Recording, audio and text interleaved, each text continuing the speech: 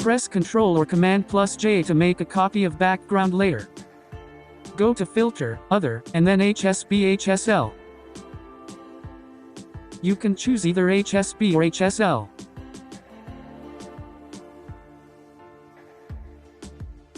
Go to Channels and then hold the Control command, click on the thumbnail of the green channel. Go back to Layers. You can delete this layer. With the active selection, click on the Adjustment Layer icon and then choose Hue Saturation. Increase the saturation.